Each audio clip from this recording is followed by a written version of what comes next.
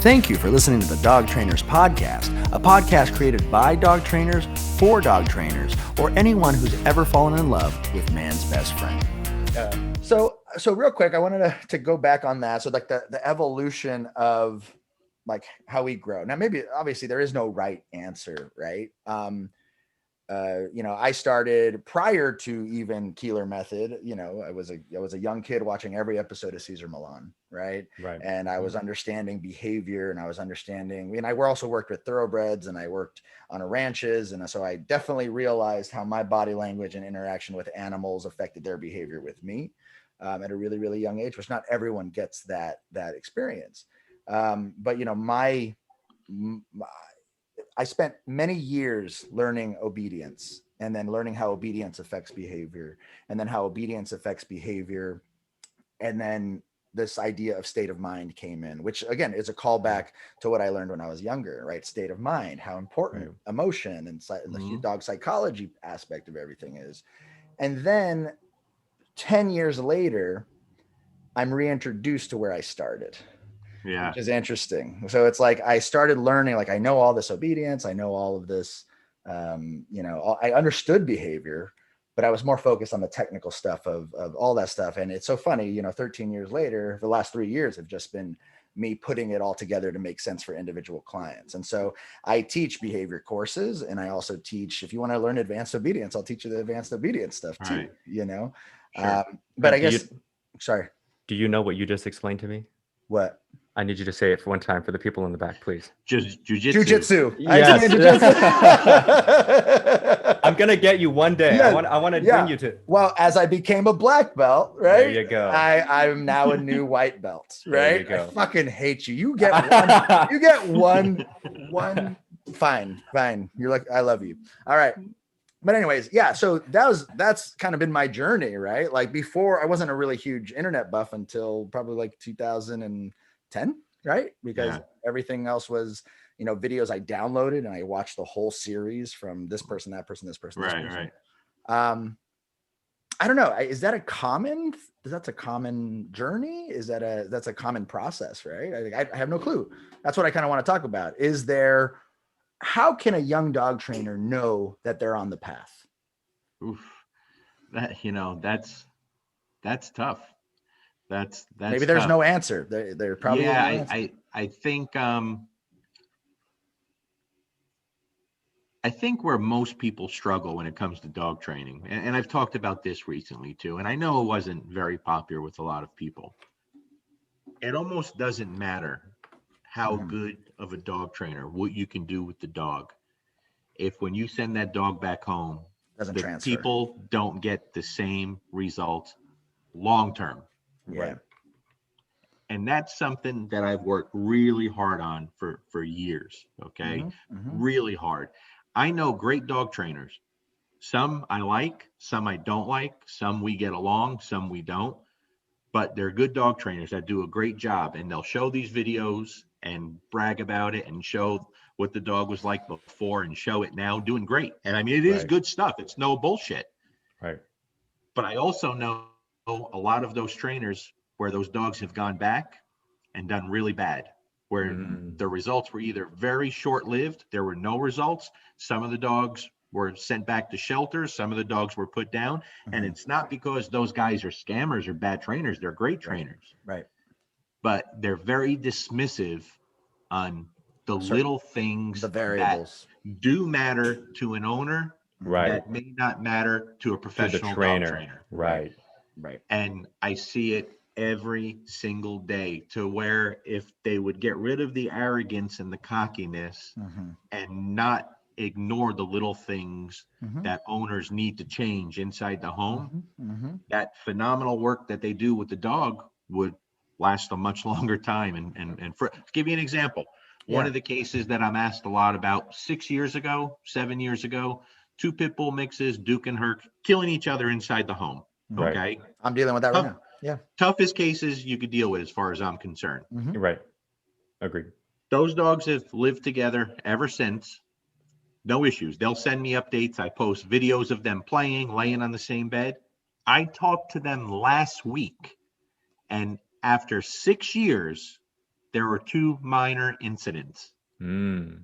Okay. And so I have to get out there and we have to figure out why. What's Right. changed? Right. Because What's the the rub? people haven't changed. These people have done as good a job. I mean, they turned something around that most people would have had to get rid of one of the dogs. So after all these years, there's been a couple of 2 minor incidents and they don't want it to escalate. Right. The only thing I could think of is they're both a lot older now. The dogs are I old, was gonna 11 and say 12. no. So if one of them is starting not to feel very well, maybe Right. one More of them is getting defensive. sick. Yeah, that could change. So as soon as I get back from my seminar in St. Louis, I'm going to go out there and spend a little time with them. That's 6 years after I trained those dogs. Yeah. Mhm. You know what I mean? If those dogs get into a bad fight tomorrow and hurt each other, I don't consider that successful on my part. Right. Right. Right. It's Right. not successful. We have to take it to the grave.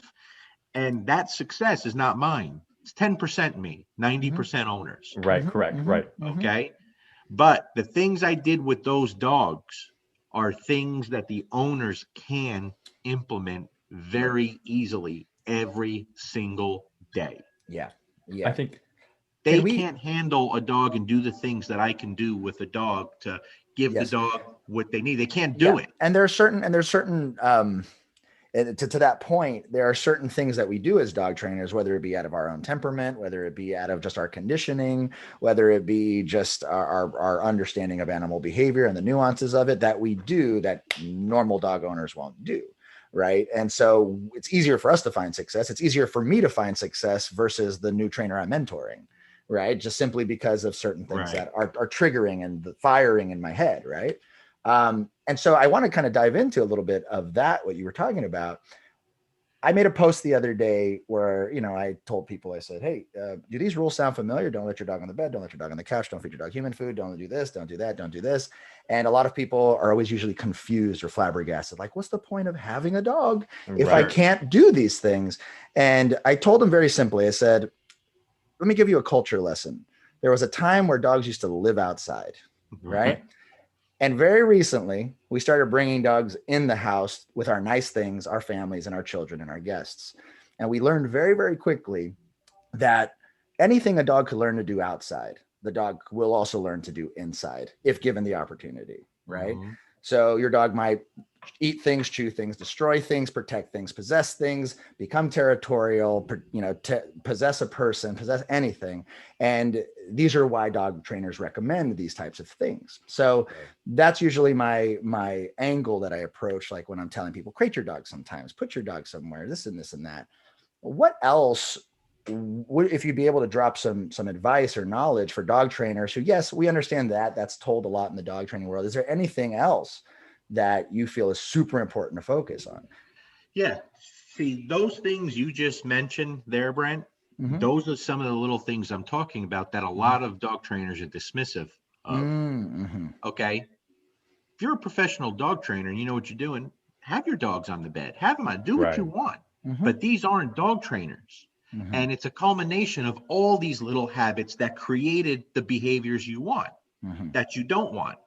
And so what I tell people is I could take a dog to my home that has behavioral problems and do zero training and the dog is going to go back better. You know why? Because I'm removing the dog out of the crack house. I'm getting the dog clean.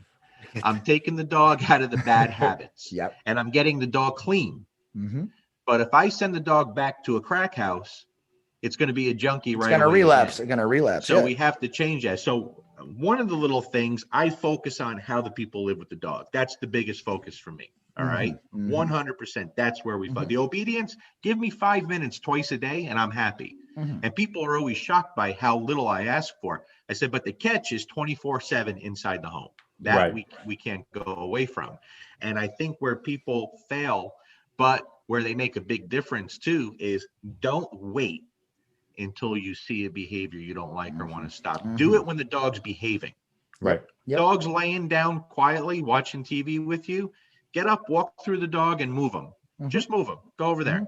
Create a little more distance. Use that space. When the dog is doing right, the more you do things when the dog is in a good state of mind, the more effective it's going to be when the dog is in an asshole state of mind. Yes, exactly. That's exactly. I think that's something that for the newer trainers listening, that's something that we really want you to pay attention, write that down, or make sure that you don't let that slide right by.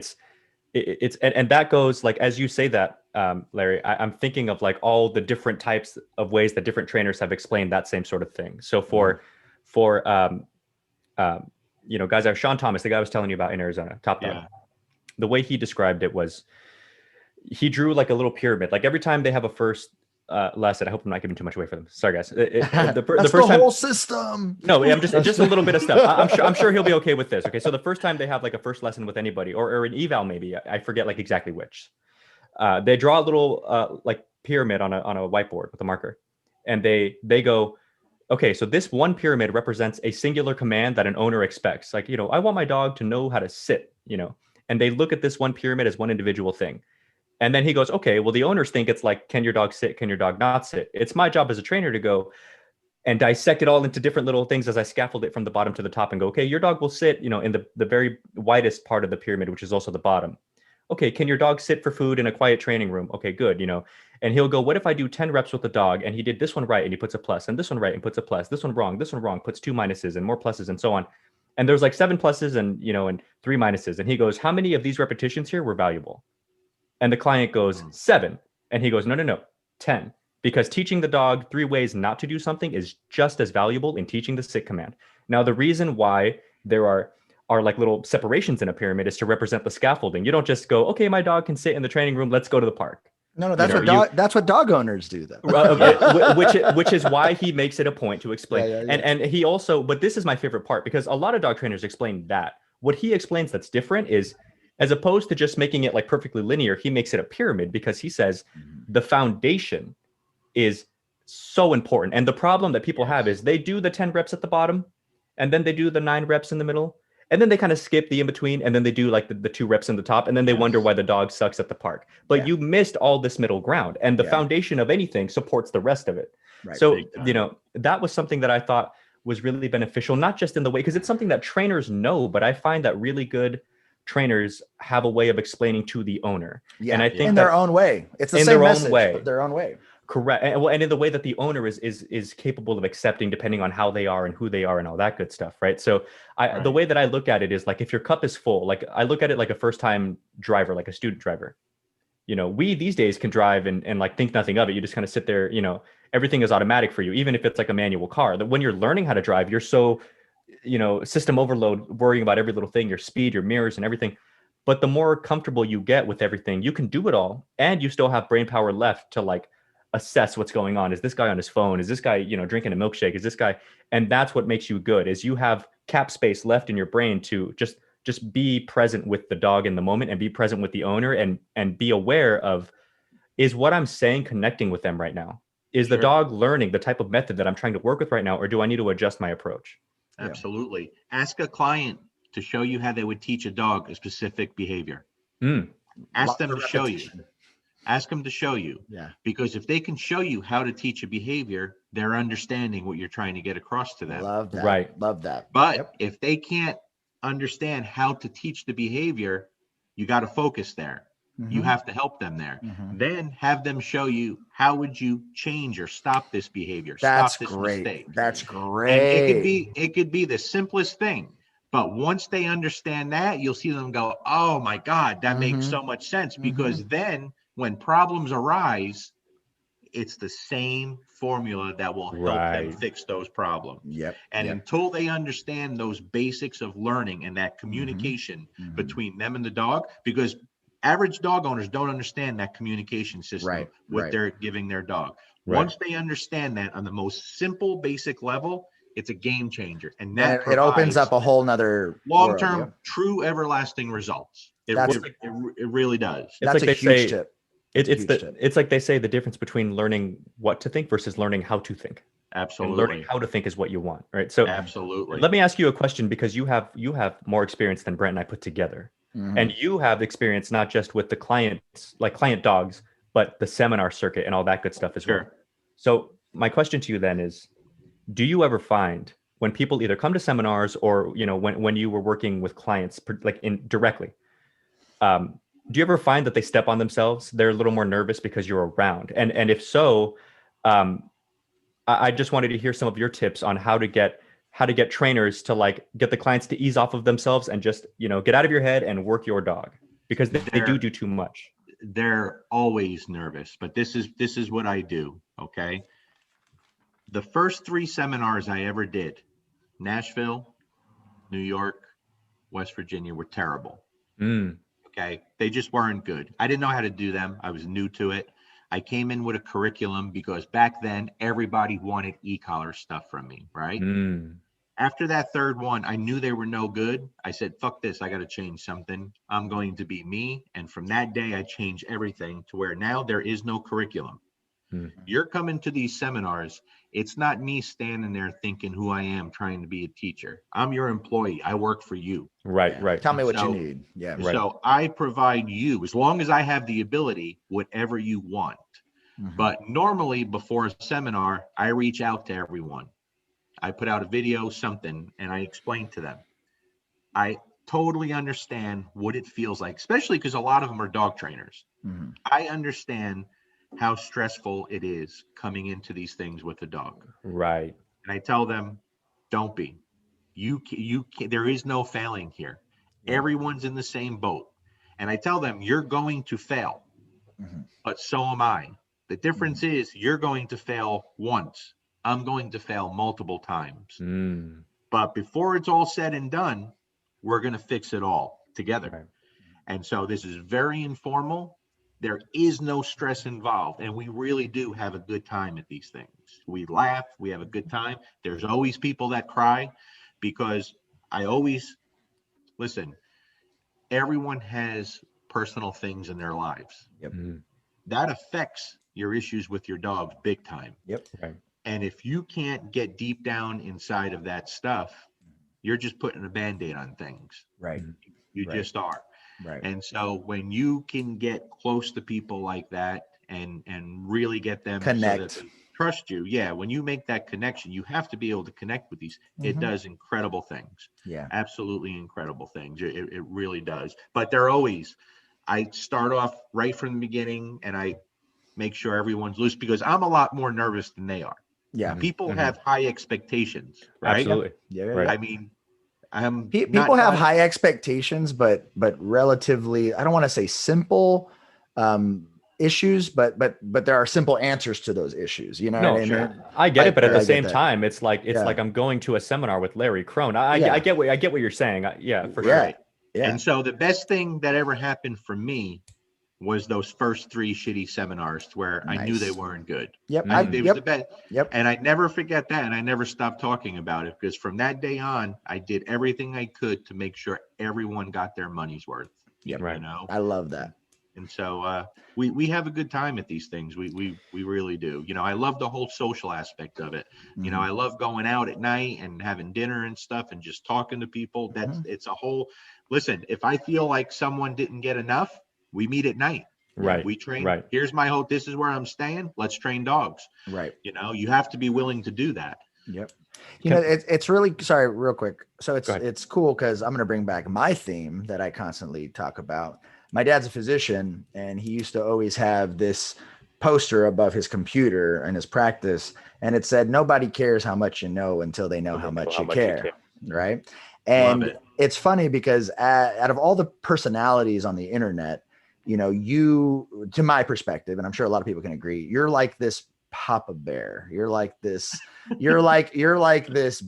strong, loving, caring, grizzly man who's grizzly man. Who's I don't know if I use it's only because of hair. I don't know what that fucking means.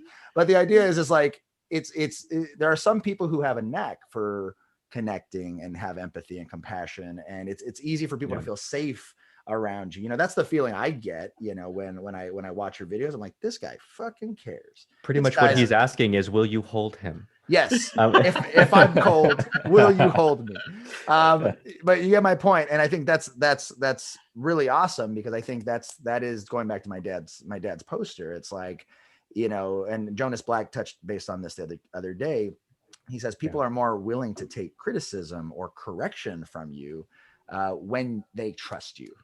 and Right. then they know Absolutely. you know what I mean? And it's Well, it beautiful. goes, it's the same thing with the dogs. I tell Exactly. people Absolutely. a correction has a lot more meaning when there's a relationship there with the animal. Right. You Right. know, big difference, Mhm. really big difference.